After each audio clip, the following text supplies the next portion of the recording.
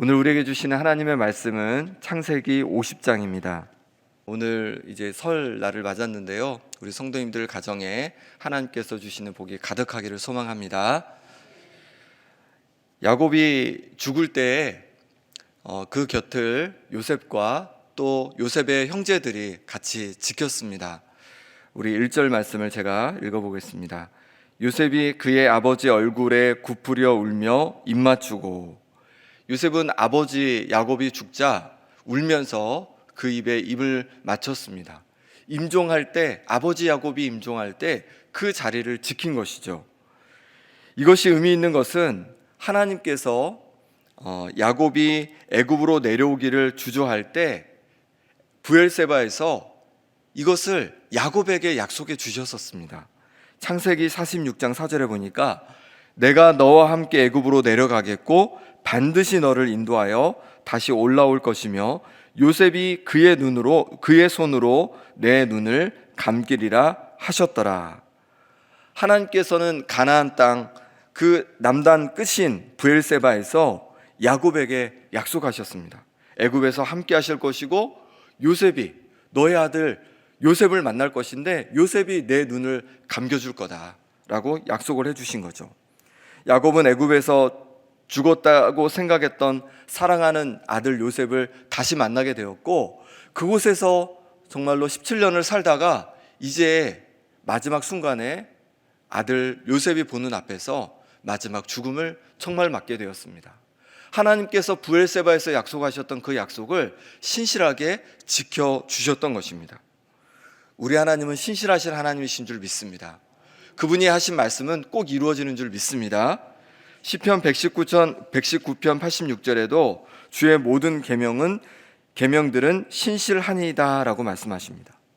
주님의 말씀, 하나님의 말씀은 신실합니다. 그리고 반드시 이루어질 것입니다. 그러니 우리가 하나님의 말씀을 의지하고 살아가고 하나님의 말씀을 붙잡고 살아가고 하나님의 말씀을 나의 삶의 방향으로 삼고 살아가는 것이 지혜로운 인생인 줄 믿습니다. 신실하신 하나님의 말씀을 붙들고 살아가는 새해가 되시기를 간절히 소망합니다. 이제 요셉이 야곱의 장례를 준비하는 장면을 보게 되는데요. 2절, 3절 말씀을 같이 한번 읽어보겠습니다. 그 수종들은 의원에게 명하여 아버지의 몸을 향으로 처리하게 하매 의원이 이스라엘에게 그대로 하되 40일이 걸렸으니 향으로 처리하는 데는 이 날수가 걸림이며 애굽 사람들은 70일 동안 그를 위하여 애곡하였더라. 아멘. 요셉은 수종드는 의원들에게, 그러니까 장례를 이렇게 정리하는 그런 의원들에게 아버지 몸을 향으로 처리하게 했습니다. 향으로 처리하는 기간이 얼마나 걸렸다고 합니까? 40일에 걸렸답니다. 그럼 뭐 하는 걸까요? 향으로 처리한다는 게 뭐를 하는 걸까요? 미이라로 만드는 거예요. 미이라로.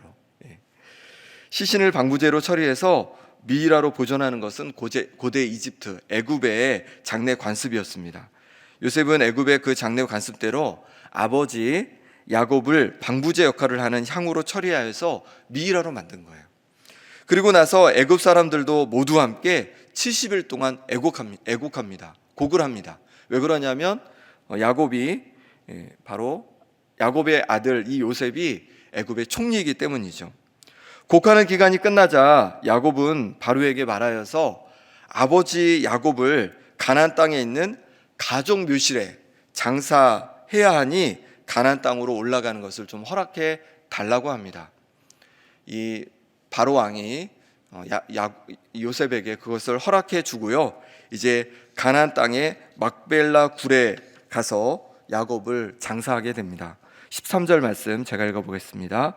그를 가나안 땅으로 메어다가 마므레 앞 막벨라 밭굴에 장사하였으니 이는 아브라함이 해쪽 속 에브론에게 밭과 함께 사서 매장지를 삼은 곳이더라. 이렇게 가나안 땅의 막벨라 굴에 이제 장사를 하게 되는 것이죠. 그럼 왜 굳이 가나안 땅까지 다시 올라가는 수고를 해야 됐을까요? 올라갈 때 혼자 올라가는 것이 아니라 애굽의 총리이기 때문에 애굽의 모든 고위 관리들과 그리고 야곱의 가족들과 또 그냥 보낼 수 없으니까 모든 호위하는 병사들을 대동해서 정말 큰 무리가 함께 올라가게 되는 것이거든요. 왜 이런 수고를 해야 할까요? 그냥 이 이집트에 좋은 땅을 골라서 거기에 장사해도 되는데 왜 요셉은 굳이 가나안 땅에 가서 이 아버지 야곱을 장사하는 걸까요? 그것은 무엇 때문이냐면 바로 아버지 야곱이 그것을 요셉에게 부탁했기 때문에 그렇습니다. 죽기 전에 이 야곱이 부탁했던 그 부탁대로 요셉은 가나안 땅으로 가서 바로 야곱의 할아버지 아브라함이 묻히고 할머니 사라가 묻히고 어머니 리브가와 또 아버지 이삭 또 아내 레아가 묻힌 그 막벨라 굴에 장사한 것입니다. 이처럼 요셉은 아버지 야곱과의 약속을 신실하게 지켰습니다. 요셉은 신실한 사람이었던 거예요. 약속을 정말 소중히 여겼던 사람입니다. 우리도 요셉처럼 약속을 소중히 여기고 지키는 신실한 하나님의 사람들 되시길 바랍니다. 이렇게 아버지 야곱의 장례를 마치고 다시 애굽으로 돌아왔습니다. 그런데 애굽으로 돌아오자 요셉의 형들이 불안해하기 시작했습니다. 무엇 때문일까요? 15절 말씀 같이 읽어보겠습니다. 요셉의 형제들이 그들의 아버지가 죽었음을 보고 말하되 요셉이 혹시 우리를 미워하여 우리가 그에게 행한 모든 악을 다 갚지나 아니할까 하고, 형들은 이제 아버지 야곱이 죽었으니까 요셉이 자신들의 과거에 요셉에게 행했던 그 악한 일에 대해서 보복을 하지 않을까, 그것을 두려워했던 것이에요. 형들이 이 요셉을 죽이려 했고 또 이 노예로 팔아버렸잖아요. 그 일에 대해서 이제 아버지 야곱이 더 이상 이 세상에 안 계시니까 요셉이 보복할 것을 두려워했던 것입니다.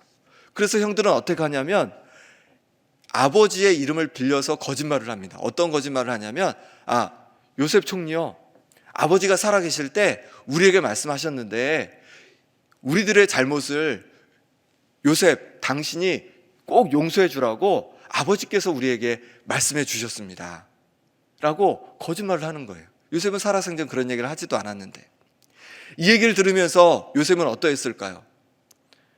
정말 맞는 말이죠. 아버지 야곱이 안 계시니까 더 이상 걸릴 것이 없습니다. 자기에게 그렇게 악하게 행하고 자기를 죽이려 했던 형들을 정말로 죽일 수도 있고, 죽이는 건 너무하면 그냥 노예로 팔아버릴 수도 있습니다. 노예 삼아 버릴 수도 있습니다. 하지만 요셉은 그렇게 하지 않았습니다. 울면서 형들을 안심시키고 위로했습니다. 그 안심시키는 것은 두 가지로 안심을 시켰는데, 먼저는 19절입니다. 19절 말씀 같이 읽어보겠습니다. 요셉이 그들에게 이르되 두려워하지 마소서, 내가 하나님을 대신하리이까. 내가 하나님을 대신하리이까. 내가 하나님을 어떻게 대신하겠습니까? 이렇게 얘기하는 것이죠. 무엇에 대해 대신할 수 없다는 겁니까? 바로 보복과 심판에 대해서 말하는 겁니다. 내가 어떻게 하나님을 대신해서 형들을 심판하고 형들에게 보복하겠습니까? 심판과 보복은 누구에게 달린 겁니까? 바로 하나님께 달린 겁니다 라고 지금 요셉이 이야기하고 있는 것입니다. 그렇습니다. 우리가 이 세상을 살아가다 보면 우리를 힘들게 하고 아프게 하고 괴롭게 하는 사람들이 있습니다. 그에 대해서 우리는 갚아주고 싶어 합니다. 그런데 그냥 우리에게 한 대로 갚아주는 정도가 아니라 2배로 3배로 갚아주고 싶어 합니다. 우리 마음이 그렇습니다. 그런데 심판은 누구에게 달렸다고 말씀하시는 겁니까? 하나님께 달렸다는 겁니다. 하나님께 심판이 달렸다고 말씀하시면서 우리가 심판하지 말라는 것이죠. 레위기 19장 18절에 원수를 갚지 말며 동포를 원망하지 말며 내 이웃 사랑하기를 내 자신과 같이 사랑하라. 나는 여호와이니라. 이렇게 말씀합니다. 원수를 갚지 말라고 말씀합니다. 신약성경 로마서 12장 19절에도 내 사랑하는 자들아 너희가 친히 원수를 갚지 말고 하나님의 진노하심에 맡기라. 기록되었으되 원수 갚는 것이 내게 있으니 내가 갚으리라고 주께서 말씀하시니라. 아멘. 원수를 친히 갚지 말라는 거예요. 하나님의 진노하심에 맡기라는 거예요. 하나님께 맡기라는 거예요. 심판과 보복은 하나님께 맡기라는 거죠. 우리는 뭘 하라는 겁니까? 용서하고 사랑해야 한다라고 말씀하고 있는 것입니다. 그렇습니다. 살다 보면 나를 힘들게 하고 어렵게 하는 사람들, 내게 상처 주고 아프게 하는 사람들, 그 사람들을 향해서 우리가 똑같이 보복하고 몇 배로 또 그들을 향해서 원수를 갚으려고 하는 것이 아니라 하나님께 모든 심판을 맡기고 오히려 용서하고 사랑할 수 있는 우리 성도님들 되시기 바랍니다. 어떻게 우리가 그럴 수 있을까요? 우리가 먼저 용서받고 사랑받았기 때문에 그렇습니다. 우리가 하나님 앞에 원수로 행할 때, 우리가 하나님 앞에 죄인 되었을 때, 오히려 하나님께서는 우리를 위해서 당신의 사랑하는 아들 예수님을 보내셔서 우리의 모든 죄값을 지게 하시고 십자가에서 지게 하시고 우리 죄를 용서해 주셨습니다. 하나님의 사랑받는 자녀로 우리를 삼아 주셨습니다.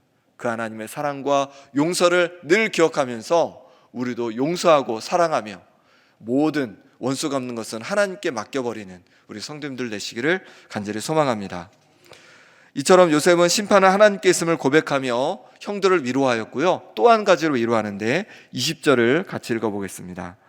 당신들은 나를 헤아리 하였으나 하나님은 그것을 선으로 바꾸사 오늘과 같이 많은 백성의 생명을 구원하게 하시려 하셨나니. 아멘. 형들은 요셉을 보기 싫어 노예로 팔아버렸지만 하나님은 그것을 어떻게 하셨습니까? 선으로 바꾸셔서 많은 백성의 생명을 구원하셨다. 이렇게 요셉은 얘기하고 있습니다. 정말 그렇습니다.